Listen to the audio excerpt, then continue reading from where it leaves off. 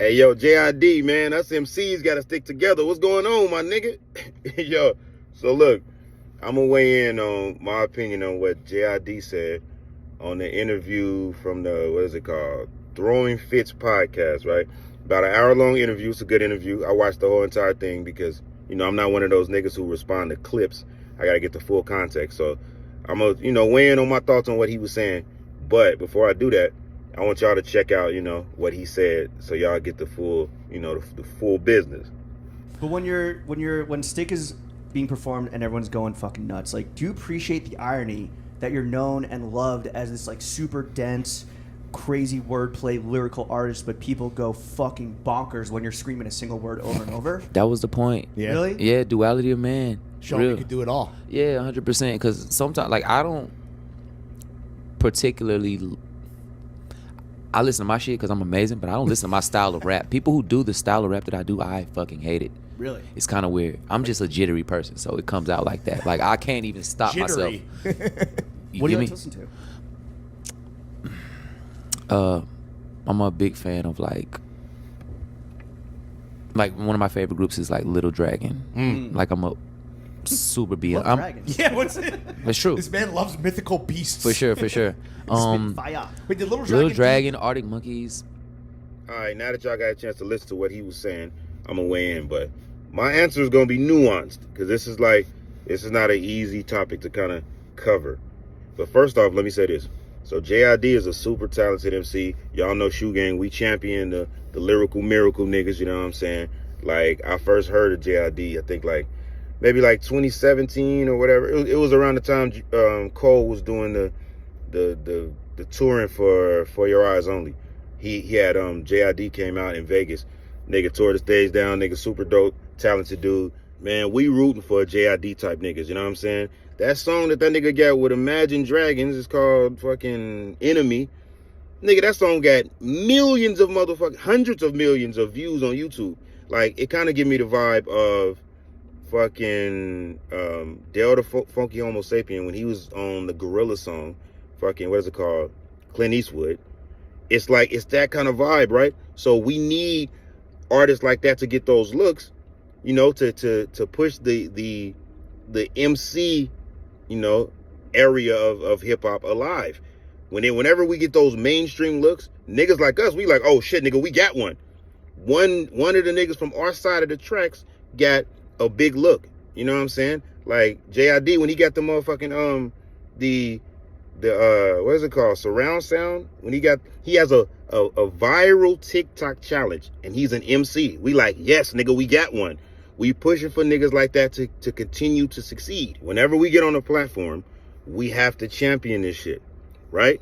If you personally don't listen to that kind of music, you kind of gotta package it in a way where it don't sound like you're supporting the narrative that type of music ain't wavy, that kind of music ain't dope, that kind of music is something you shouldn't champion. You feel what I'm saying?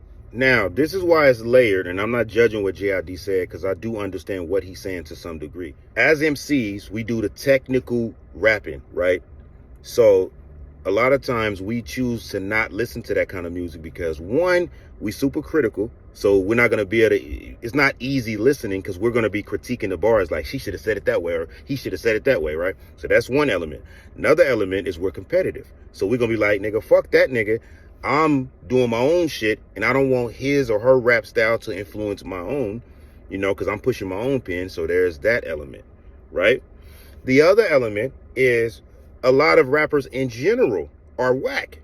You know what I mean? A lot of motherfuckers is whack. So if you choose to not press play on some whack ass shit, that's fine too. Here's another issue. Now this issue is this one is kind of like, it's an unfair tag that lyricists get, but it does apply to some niggas, which is that, the whole thing that the battle rapper, the backpack rapper, the lyrical rapper can't make a song that sounds sonically pleasing to like the casual fan, right? Some degree that might be true because some rappers choose to focus on the substance and the bars and they may abandon, the beat or the hook or the catchy melody and all that, right? But that is not all rappers. Not all MCs can't make motherfucking sonically pleasing music. I can give you a ton of examples. King Crooked is an example of a nigga who can make sonically pleasing songs. Fucking Russ, fucking Cole, Kendrick, fucking the whole TDE. A lot of motherfucking examples of that. Nicki Minaj, right? Now, I don't want to sound like I'm one of those people who try to police people's opinions, right? You can have an opinion. Everybody's free to have their own opinion. Here's the issue, and y'all might disagree with what I'm about to say, but a lot of times, publicly stating your preferences could be insensitive. It could be slanderous. It could be seen as you're trying to dismiss a particular group, right? Give you an example of what I'm talking about. Like if a nigga publicly say, hey, I only date women who are 150 pounds or lighter, it's going to make people say, well, what's wrong with the women who are heavier than that, right? So those groups of women are going to feel slighted, right? Now, you're just stating your opinion, but sometimes stating your preferences publicly could be, it can make you seem like you're not reading the room, or it can make a person say, well, stating this publicly, especially if you're a public figure who got fans and supporters of different walks of life, is going to make it seem like, well, there's an agenda by you sharing this, right? Who remember when the John Mayer nigga, the nigga that got the song, Waiting on the World to Change? Remember he said some shit like, he was jokingly saying his dick is a white supremacist and he only dates white women, right? Now, he got a lot of backlash for that because people were like, what the fuck? You know what I mean? He later tried to clean it up and say Holly Robinson Pete is attractive to him and a bunch of goofy shit. But the nigga was under fire because niggas like, what about your Hispanic and black and Asian fans? Like, what about them, right? What if they look up to you in some kind of way? Like, basically, if he was to just say, hey, look, just let his actions, let the fact that he only is seen with white women, or that can be his preference, but stating that it is going to send the wrong message. So sometimes simply just keeping your preferences to yourself, or maybe spinning it in a way where it don't sound slanderous, is the way to go. The reason why I'm so passionate about this topic is because, nigga, they trying to get MCing up out of here. You know what I mean? Like around 88, where I feel like that was one of the most significant years in hip hop. Everybody that's significant pretty much dropped the album in 88, right? That ushered in, just like, to me, that was the hip hop is here to stay year. You know what I mean? Everybody who was anybody dropped the album that year, right? And nigga, from everybody, right?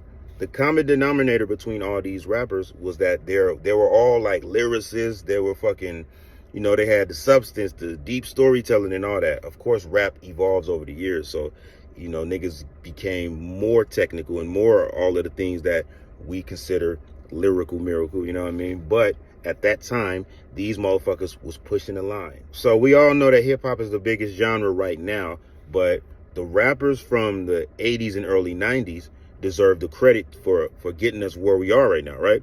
Like fucking Run DMC to fucking Curtis Blow to LL Cool J being like the first hip hop like superstars, from the My Adidas song kind of showing corporate brands that hip hop can move the needle when it comes to branding, right? Fucking them doing a song with Aerosmith. Fucking LL Cool J shirt off, motherfucking got aggressive songs, and he got songs for the ladies. It's like, okay, these motherfuckers can be real stars. From the fucking nigga to the Lauryn Hill being, in my opinion, the first person that really created the whole nigga singing rapping duality as a full package and having a super successful album, you know what I mean? To the fucking Pac with the tattoos and making emotional songs that to me ushered in some of the popular emo kind of rap, right? To the song like The Message, songs like fucking 6 in the Morning and the Schoolie D songs and the fucking Boys in the Hood making substance and fucking street life and all of that stuff commercial, right? All of these motherfuckers to the fucking Kid and Play showing, brands that they could be movie stars and shit. All the way to niggas like Bone Thugs having, melodic flows and having the wake up and I seen that my sister was already dressed. She said that my brother go get my stand. Or to the be taking my check. Like that kind of, that ushered in the Migo flow. All of this contributed to the, you know, the now known fact that hip hop is the biggest genre, that all of that needed to happen, right? But now the substance and the fucking lyrical miracle shit is almost made a mockery of. You know what I mean? Like the fact that niggas say lyrical miracle, dirical, and all that, that is poking fun at the lyrical rapper. And I feel like, you know, a lot of rappers not wanting to be associated with the tag backpack or boom bap or lyrical miracle. It's almost like it's self-hatred. But man, all I'm saying is that if us MC niggas don't nigga shout it out in unison that this type of music is to be fucked with, we gonna turn it to jazz music, my nigga. Like, don't act like that shit can't happen. As it stands right now, the MCing type of music is really a subgenre now, because it's not in the forefront on no level. Like Kendrick and Cole and Drake and Nicki Minaj being, you know, lyrical rappers who got a ton of success, they're now the exception. So we can't just say that, you know, the industry is pushing for lyricism. Them niggas have to slip into the lyrical shit. You know what I'm saying? So, nigga, like I live in Cali. I listen to 88.1 K Jazz. I listen to 94.7 The Wave. They play jazz sometimes. Whenever you listen to those kind of stations, when you listen to the commercials, you see how jazz music is struggling, because they say, hey, if you want to continue to support jazz music, donate to this, or this is brought to you by this or that. It's sponsoring, you know, the radio station for jazz music to continue to succeed. But it's like, nigga, you gotta go to nigga obscure places to find jazz music. And I'm saying the lyrical miracle shit can turn into that if we don't push for this shit to stay alive, man. That's all I'm saying. Y'all know what it is, man. Doc J, ShoeGang.